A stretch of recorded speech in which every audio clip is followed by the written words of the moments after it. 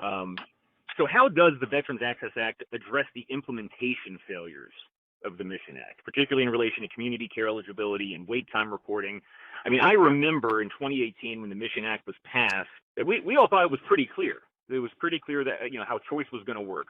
What does the Access Act do to address that? The House VA committee has found, clear instances of the VA undermining its own community care program.